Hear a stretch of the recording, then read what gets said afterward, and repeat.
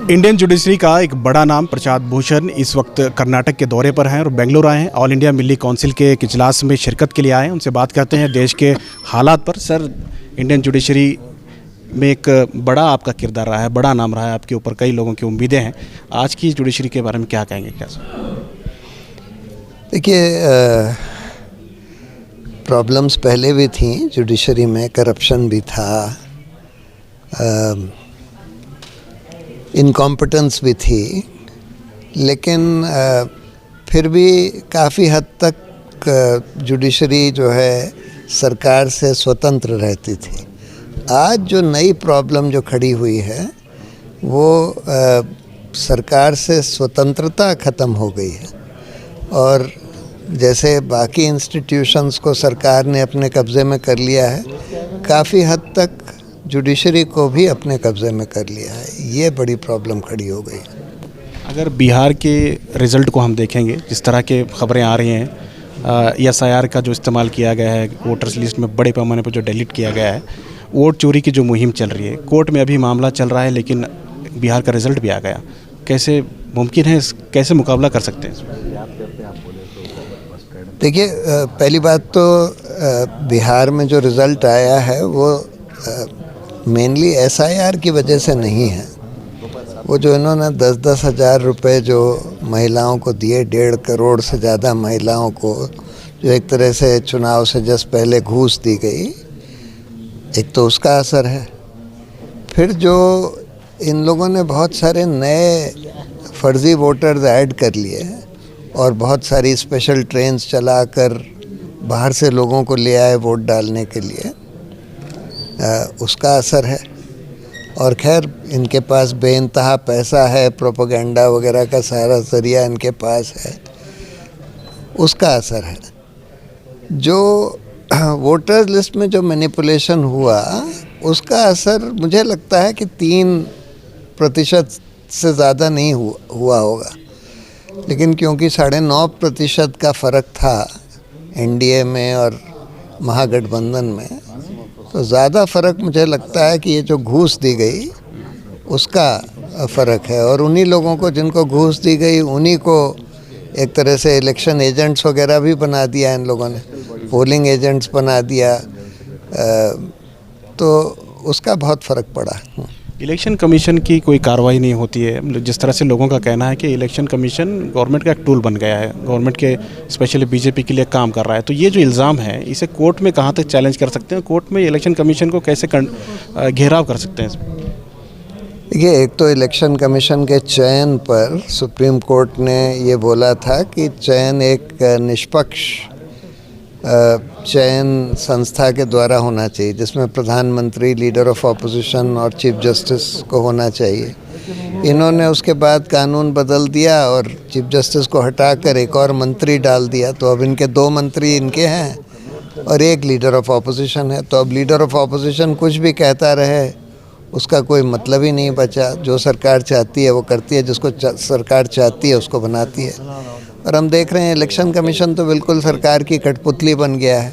अगर निष्पक्ष होता तो फिर ये 10,000 की जो घूस दी गई इसको रोकता, निष्पक्ष होता तो इस तरह की जो ट्रेन्स चलाई गई और उसमें भाजपा ने पैसे दिए उन लोगों को ले जाने के, उसको रोका जाता, लेकिन इन लोगों ने कुछ नहीं किया।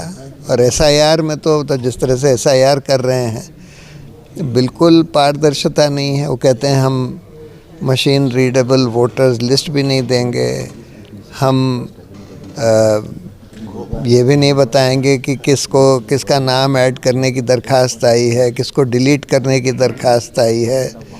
कहते हैं कि हम नए सिरे से करेंगे, सबको एन्यूमरेशन फॉर्म भरना पड़ेगा। ऐसा तो पहले कभी हुआ नहीं। इंटेंसिव रिवीजन पहले भी हुए हैं, लेकिन पहले हर बार जो पुरानी वोटर्स लिस्ट थी उसके आधार पर किया गया है और फिर डोर टू डोर जाकर पोलिंग ऑफिसर्स ने तहकीकात करी थी। अब तो ये कह रहे हैं कि जो एन्यूमरेशन फॉर्म नहीं भरेगा या जो डॉक्यूमेंट नहीं देगा, उनको वोटर्स लिस्ट से बाहर कर दिया जाएगा। ये एक तरीका इन लोगों ने अख्तियार किया है कि सेलेक्टिवली जिसको चाहे बाहर कर दें।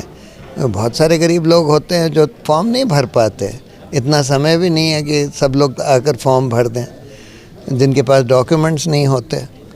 तो इसलिए SIR एक इस तरह का तरीका अख्तियार किया गया है कि हम जिसको चाहें बाहर कर दें, जिसको चाहें अंदर कर लें वोटर लिस्ट के, ये हो गया। लेकिन सर कैसे इसकी रोकथाम होगी, क्योंकि कर्नाटक में आज भी कई मीटिंग्स हुए उस ताल्लुक से, क्योंकि कर्नाटक में भी SIR होने वाला है, तो उसे क्या कोर्ट में चैलेंज किया जाए या उसके लिए तैयारी की जाए?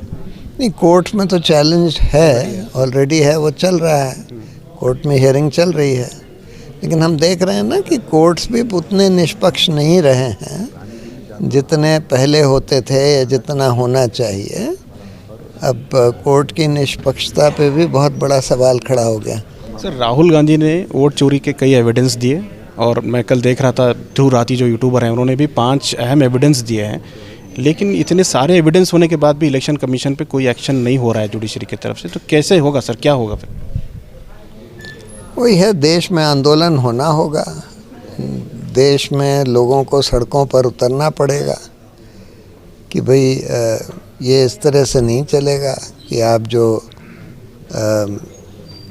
मनमानी करना चाहते हैं, कोई पारदर्शिता नहीं रखना चाहते, कोई सिस्टम नहीं बनाना चाहते कि किस आधार पर आपको कहते हैं कि हम सिटीजनशिप देखेंगे। भाई किस आधार पर देखेंगे? पहले तो वो लोग ये कहते थे कि इलेक्शन कमीशन का काम नहीं है सिटीजनशिप देखना, या तो ट्राइब्यूनल, फॉरेनर्स ट्राइब्यूनल या कोर्ट या केंद्र सरकार, यही लोग तय कर सकते हैं कौन सिटीज़न है कौन नहीं है। इलेक्शन कमीशन तो सिर्फ चिन्हित कर सकता है कि भाई इन लोगों का देख लीजिए, खुद नहीं ये तय कर सकता। इस आधार पर लोगों को वोटर लिस्ट से नहीं निकाल सकता, लेकिन वो कह रहे हैं कि अब हम करेंगे। लेकिन सर एक आंदोलन कैसे होगा? लोग जो हैं बटे हुए हैं, हिंदू मुस्लिम, एक कम्युनल एक फीलिंग पैदा की गई है, हर कोई जो है इसी बात में है कि कौन हिंदू है कौन मुसलमान है। आंदोलन कैसे क्रिएट हो सकता है? नहीं, ये तो सबके अधिकार की बात है ना। इस देश में जो आज चल रहा है सबके अधिकार कुचले जा रहे हैं, गरीब आदमी मर रहा है। आप इस देश का सारी संपत्ति कुछ चंद जो आपके क्रोनी कैपिटलिस्ट हैं, अदानी अंबानी, उनको देते चले जा रहे हैं, गरीब आदमी से छीनते जा रहे हैं, बैंक का रुपया लूटा जा रहा है और इन बड़े बड़े उद्योगपतियों के द्वारा लूटा जा रहा है, लूट होने दी जा रही है। तो इसलिए हर एक आदमी इस देश का अफेक्टेड है, जो भी ईमानदार आदमी है, खासकर जो गरीब आदमी है, इसलिए सभी को उठना पड़ेगा। सिर्फ हिंदू मुस्लिम की बात नहीं है। सर वक्फ अमेंडमेंट एक्ट को कैसे देखते हैं आप?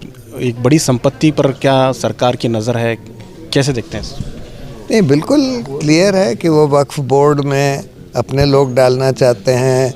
उसके बाद कहना चाहते हैं कि डिस्ट्रिक्ट मैजिस्ट्रेट ने जिस वक्फ की प्रॉपर्टी पर सवाल खड़ा कर दिया उसको फ्रीज कर दिया जाएगा।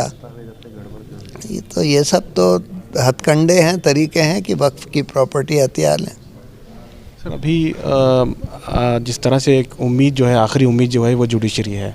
अगर लोगों को जुडिशरी से इंसाफ नहीं मिलेगा, अगर वो कंट्रोल रहेगी गवर्नमेंट के अंडर में, तो कैसे उसको फाइट करेंगे? देखिए, अल्टीमेटली जुडिशरी भी पब्लिक ओपिनियन से अफेक्ट होती है। पब्लिक ओपिनियन दिखना चाहिए, सड़कों पर दिखना चाहिए। वैसे तो ये लोग धारा 144 लगाकर सड़कों पर भी नहीं उतरने देते, लेकिन लोगों को वो तोड़ना पड़ेगा। लोगों को बिल्कुल अहिंसक तरीके से सड़कों पर उतरना पड़ेगा, आंदोलन करना पड़ेगा कि भाई ये सब इस देश में गुंडागर्दी चल रही है, मनमानी चल रही है, ये सब रुकना चाहिए। हमारा देश का पूरा लोकतंत्र ही खतरे में आ गया। मीडिया भी जो है अब न्यूट्रल नहीं है, एक तरफा मीडिया का रुख है और सिर्फ कम्युनल हार्मोनी फैलाने के बजाय जो कम्युनल फीलिंग्स पैदा कर रहे हैं, इसीलिए मीडिया पर शिकंजा भी कसना चाहिए क्या? मीडिया पर तो सरकार का पूरा कब्ज़ा हो गया है, मेन स्ट्रीम मीडिया के ऊपर। वो पहले तो सरकारी एडवर्टाइजमेंट्स देते हैं, अगर वो उससे कब्ज़े में नहीं आए तो फिर ईडी और सीबीआई को छोड़ देते हैं। तो हर तरह से हथकंडे लगाकर इन्होंने मीडिया को अपने कब्ज़े में कर लिया है। लेकिन अच्छी बात यह है कि हाल में एक इंडिपेंडेंट सोशल मीडिया खड़ा हो गया है, उसको भी अपने कब्ज़े में करने की कोशिश कर रहे हैं। अभी इन्होंने कोशिश ये करी है कि सुप्रीम कोर्ट के थ्रू कुछ सोशल मीडिया गाइडलाइंस के नाम पर सोशल मीडिया को बंद करने के लिए, उनके ऊपर शिकंजा कसने के लिए उसमें भी है कुछ चेंजेस ला रहे हैं। ब्रॉडकास्टर्स बिल ले आए हैं, डेटा प्रोटेक्शन एक्ट ले आए हैं। इस सब के ज़रिए सोशल मीडिया पर शिकंजा कसना चाहते हैं। सर आखिरी पैगाम क्या देंगे? जस्ट मैसेज आप कैसे देते हैं? नहीं, देखिए, लोगों को हताश नहीं होना चाहिए। हालात ख़राब हैं, हालात कई बार ख़राब होते हैं इतिहास में, लेकिन अगर लोग डटे रहते हैं तो कई बार ऐसा होता है कि एकदम तेज़ी से बदलने लगते हैं हालात। लेकिन लोगों को डटे रहना चाहिए, अपनी बात बिल्कुल ईमानदारी से, बगैर डरे हुए अपनी बात कहनी चाहिए और सड़कों पर उतरना चाहिए। बहुत शुक्रिया सर, आपने वक्त दिया। ये थे प्रशांत भूषण, जो कि एक बड़ा नाम है जुडिशरी में, और उनका कहना है कि हालात से डरना नहीं चाहिए और अपने हक के लिए हमेशा साबित कदम रहना चाहिए। एक आंदोलन करने की ज़रूरत है, एक तहरीक चलाने की ज़रूरत है। लोगों को मज़हब के नाम से, मज़हब से ऊपर उठकर इत्तेहाद की तरफ, इस देश को बचाने की तरफ आगे बढ़ने की ज़रूरत है। कैमरा पर्सन समीर के साथ शाहिद काजी, बेंगलुरु।